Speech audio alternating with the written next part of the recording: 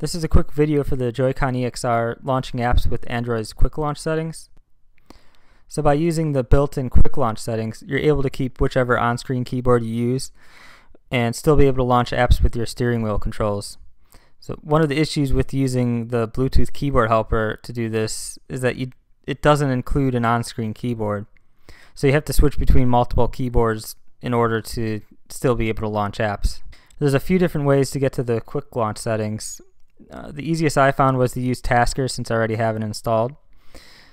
There used to be a way with Nova Launcher to add a shortcut to the home screen, but it doesn't seem to be working anymore.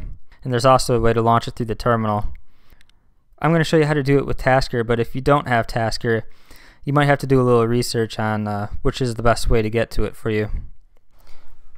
So to do this in Tasker, you just create a new task, add an action, app, launch app, and then you find settings, but long press on settings and it lists all the activities within that app.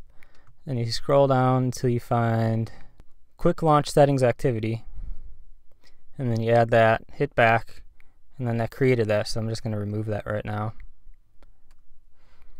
So when you run that, it should show this menu, which has all the shortcuts for all the way through A through Z and 0 through 9. So what I did on the Joycon for any of the buttons I wasn't using for media, play, pause, volume, I mapped to the search key, which on the Joycon keyboard or any Bluetooth keyboard you use is the Windows key. So you map the Windows key plus any A through Z letter or a number. So I started at A and just mapped each of them. So when you're going through the Joycon setup, even if you don't know which buttons you want mapped to which app, you could just map it to any of the quick launch shortcuts and then edit it later on.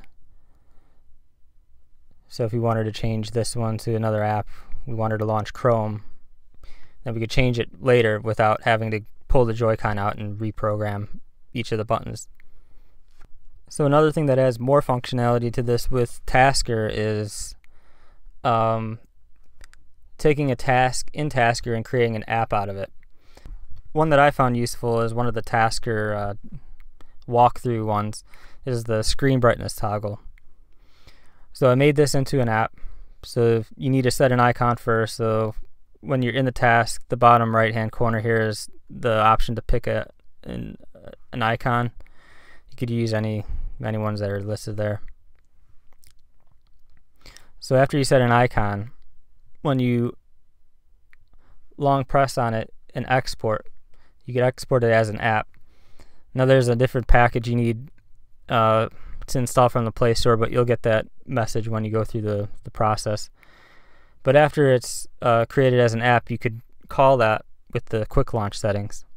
So the screen brightness app I created is linked with one of the buttons I set with quick launch, which is search plus E. So that's linked with one of the buttons, so if I hit that, it cycles through a couple of different screen brightnesses and then back to 0. So there's a few tips for using the Joycon with Android. If you have any questions or comments, leave a comment below and let me know.